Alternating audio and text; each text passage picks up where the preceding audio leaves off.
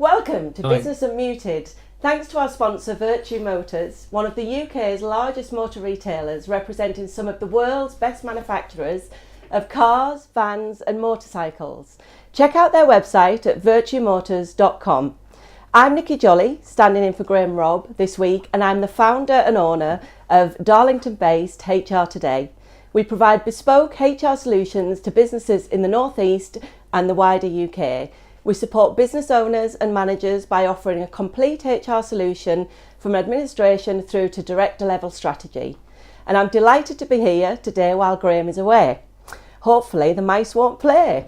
In the studio today we have Brian Aitken, owner of and MD of Brian Aitken Associates, which offers a range of services to support businesses in developing their public profile.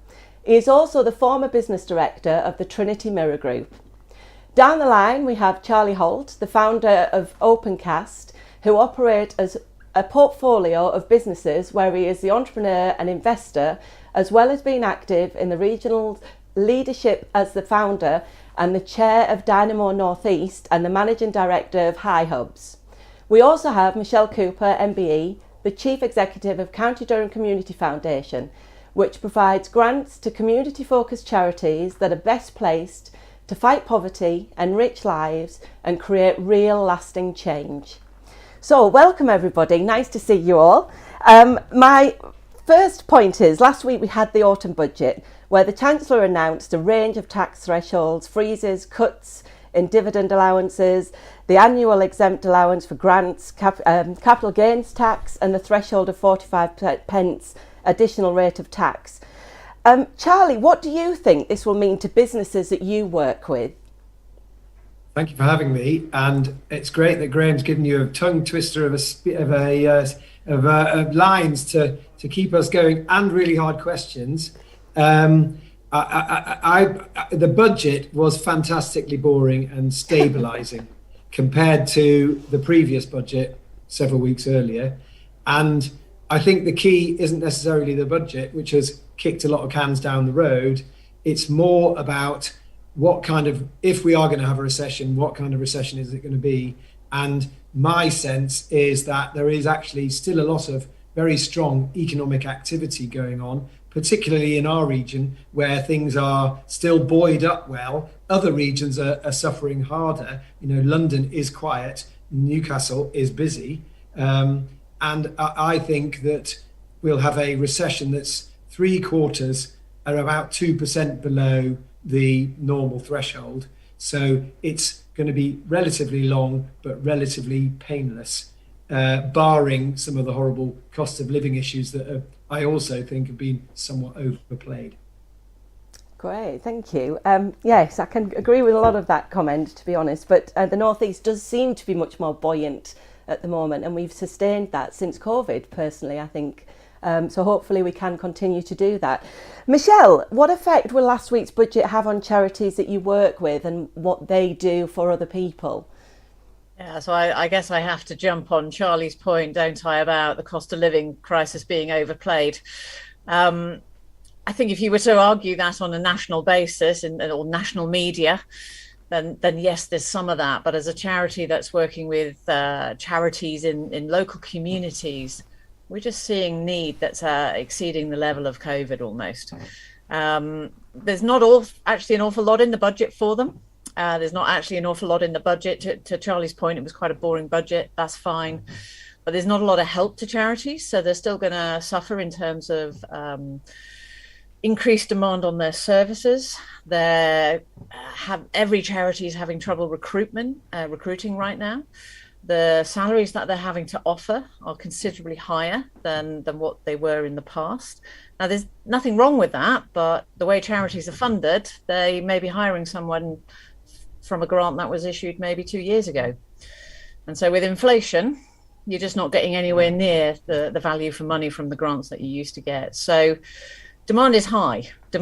Charities are seeing people coming through their doors that they never used to see. So there is a cost of living crisis, and there wasn't an awful lot in the budget to help both the people that the charities are helping and both the charities themselves. There was a lot of help, but how quickly that help often gets to people is another matter as well. You know, some of these things are promised several years down the road, and how quick some of these cost of living support get to people. It's taking a long time, and it's really complicated. No, I ask a sort of question of you, Michelle, on the front line of all of that, and apologies if I made light of it, but I been reading about the structural challenges of the UK economy, and how, which was definitely one of the icebergs that Kwasi Kwarteng's Titanic foundered on.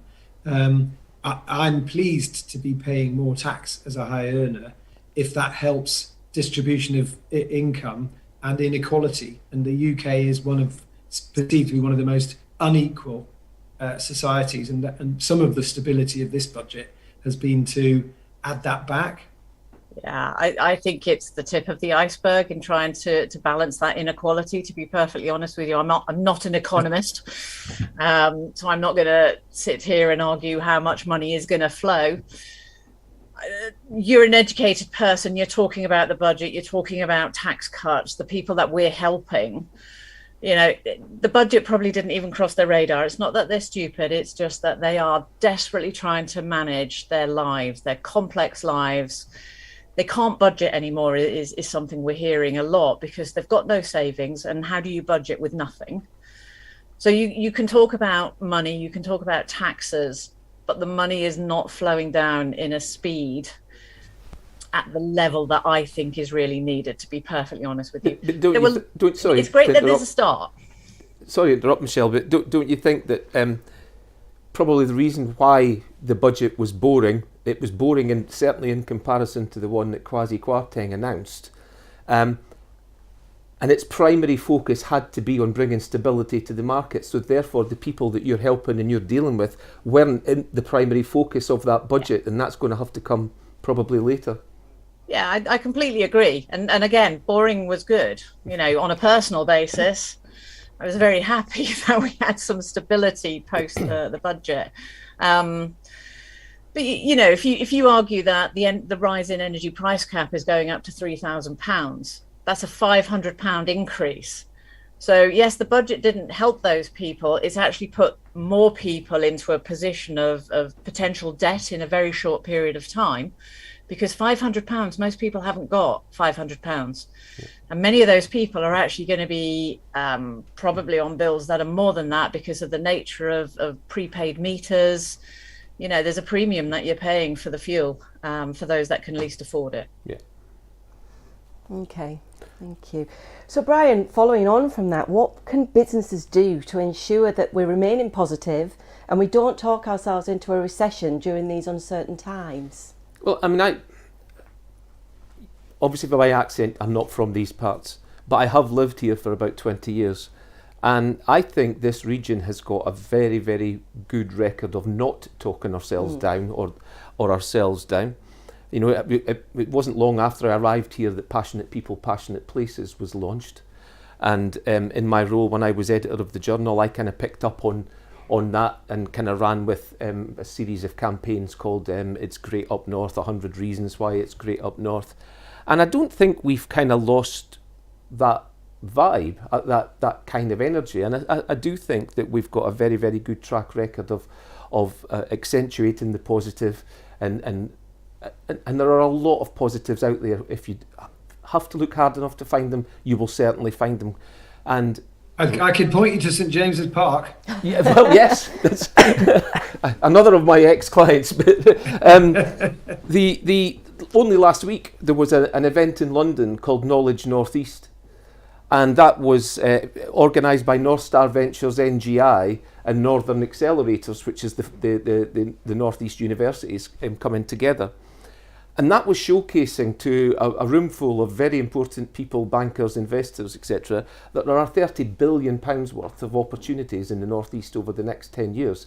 And they did a brilliant job of showcasing this region and the kind of talent that there is here, and particularly in fintech, clean energy, renewables, etc. Brilliant. And our universities, one of the stats, I missed the event, but I saw the prelude, that the universities involved, York, Teesside, Sunderland, Northumbria, Newcastle, Durham have as much research, talent and energy as Oxford or Cambridge. That's correct. Yeah, I think it was the only centre where there was greater research firepower was in London, but we certainly combined together, acting together, we surpassed both Oxford and Cambridge. Yeah. Fantastic, good news for the area.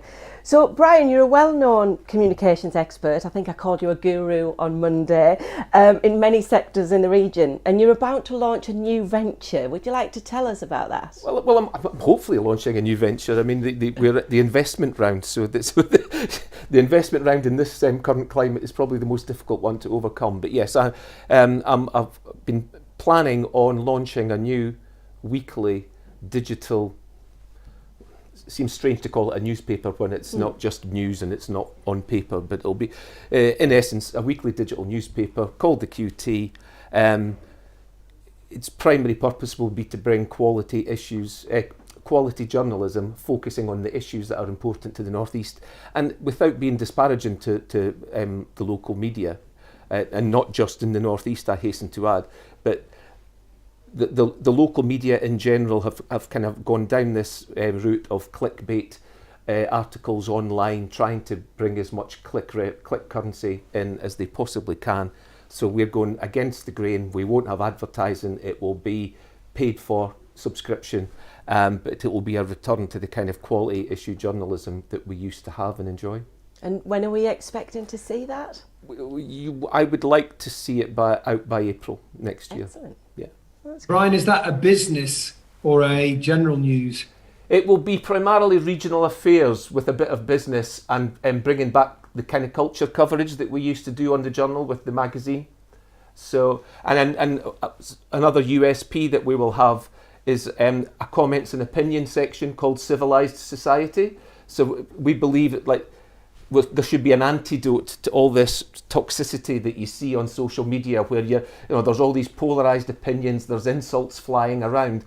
So our subscribers would all have to abide by the Civilised Society Code of Conduct. So you're allowed to have arguments, but it's respectfully done, and it'll be an insult-free zone. So we're kind of hopeful that USP will be enough to get more people interested. Good luck with policing that. And we will moderate it to make sure that happens. So, Michelle, moving to the big C word, Christmas is on the horizon, which is a key time for charities. I appreciate that's always one of the challenging times of the year. What are charities you working with doing to gear up for the festive season and beyond? Do you know what? That hasn't even come up on the radar for us right now, I have to say. So what are we doing? We're running Poverty Hurts funds. That was launched recently, last week? It was launched at the beginning of November. So because of the demand, we effectively repurposed about £1 million that we were able to raise earlier and have put it out there. And really, it's about keeping the lights on for the charities, giving them money that they can actually meet the demand of users. We're funding things that really are about helping people put clothes on their back, food on their table. But I think what's also really exciting about the stuff that we're getting through, people want to put on programs that help people get skilled, get digital literate. They can't afford broadband. A lot of people, they're not online in the same way that you and I are. So I can safely say that they will be doing stuff for Christmas, but that's not what we're seeing and funding. I mean, literally my team are meeting weekly to review over 100 applications a week to get money out, to keep lights on and keep services going. Part of that will be opening up for Christmas, making sure people have a nice meal, that there is potentially a present. But it really is about we're just making funding available for what's needed right now, and that's keeping the doors open and increasing the staff to meet need. And that's really a reality, isn't it? That, Christmas has always been a big event, but that speaks volumes to all of us in that, it's not just about Christmas, it is literally survival for some people. Yeah, I mean, there are charities such as Feeding Families, and there are charities we work with over 600 charities. So I always hate naming one because I'll always offend 599 others kind of thing. But, Feeding Families started off at Christmas to put it in context to make sure people had a lovely Christmas meal. They're now just a year-round service because of the need and the demand. So, yeah, there will be a Christmas for people, but it won't be quite as much fun, I don't think. Okay, thank you. So moving to you, Charlie, the Levelling Up agenda is still a big priority to local businesses, and you're working closely with several in the tech sector. How is the North East doing in terms of becoming a tech hub, and what more could we be doing to attract talent to our area? I was on LinkedIn this morning and I saw the BBC have written a paper about their impact from developing tech clusters and different talent clusters. And they have invested in their Newcastle studio to build data analytics capability to work alongside all of the activity they're doing in programming. And that's just one of a record year of inward investment opportunities that have landed in the Northeast. So it's great to see people recognizing the fundamentals in the Northeast, that we have all those universities, that those universities do produce talent that can be encouraged to stay for their first few jobs in the region, if not for their whole careers. And we're also seeing boomerang Geordies, people coming from the south back to a lower cost housing market where wages are still very decent. You can have a great lifestyle. And I think that's a fascination of post-COVID, that the death of distance. We're having this conversation in a number of different locations, all beamed out live on the internet. And the same is true of work. Hybrid working is, a real phenomenon. And those lessons and those experiences are going to be embedded in the world of work, which is an opportunity not just for our regions, towns and cities, but for some of the outer lying areas that are going to need a bit of new vitality that has been in decline over a number of decades. I saw that investment announced by the BBC for Newcastle, Charlie, and I thought, that's brilliant. It's really, really welcome. I just thought it was a shame that it was being done at the same time as they announced they were cutting back on local radio. That they're going to have fewer hours of programming that's dedicated to Newcastle and Teesside, and it seems. I think that's your opportunity with the QT. Yes, that the centralising of media, be that national or local radio, where it's let's put the budgets together of 5 different radio stations and make a supersonic program that kind of suits no one, versus going much more hyper local and getting issues that really matter to us and that we can resonate with and respond to. And I push that back to you. Yeah, no, they're leaving you a gap in the market. A bigger gap. Your first challenge there. Can I just say, from a third sector perspective, levelling up is just not happening. And I don't want to be the doom and gloom person, because the sector I work for is amazing. It is the most resilient. It is also the most innovative sector I have ever worked in, and the leaders are amazing. And I used to work in tech investment startup, so I know it. 15 years at North Star Ventures. I can almost safely say the charity sector, they can pivot, they can make amazing output from so little money. But the levelling up agenda is not happening here. We're not getting the support that we need.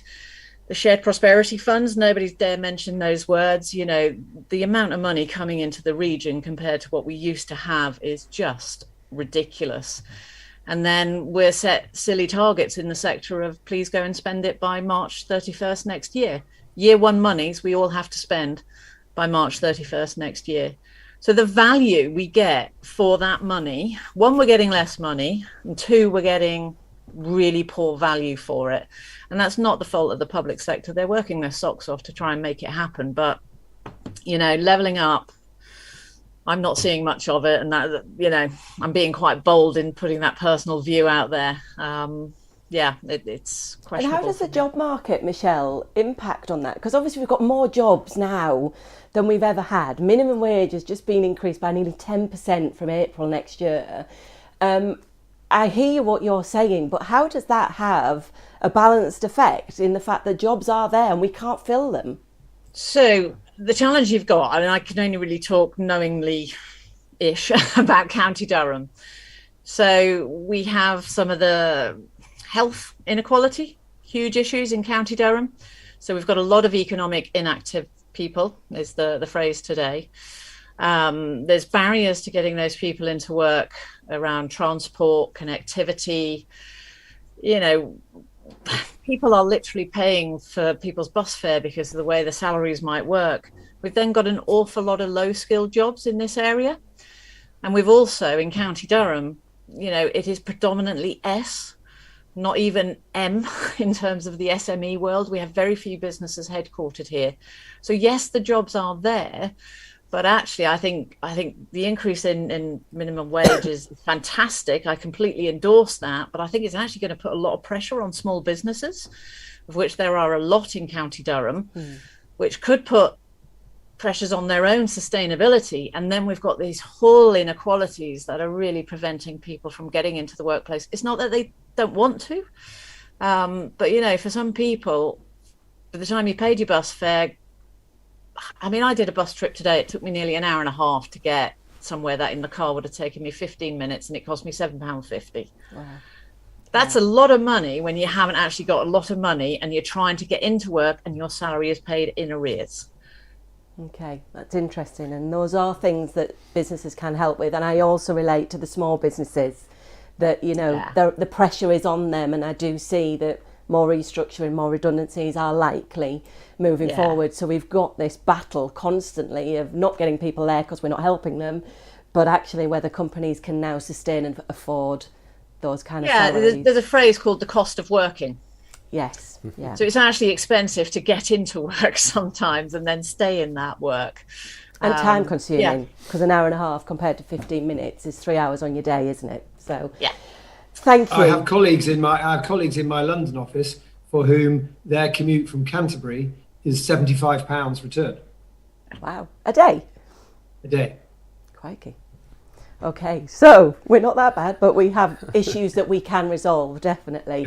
I'd like to thank all my guests, Michelle Cooper, Brian Aitken and Charlie Holt. Please do follow us on the YouTube channels. If you're not already registered with us, please continue to do so. This will be launched on the YouTube channel by Friday, but we will have it out there as well. So Graham will be back next week. Apparently it's just a one-off. I haven't got a regular slot yet, but I'm working on it. I've been guest Nikki Jolly. Thanks for watching, and thank you for my guests for coming today. Thank you.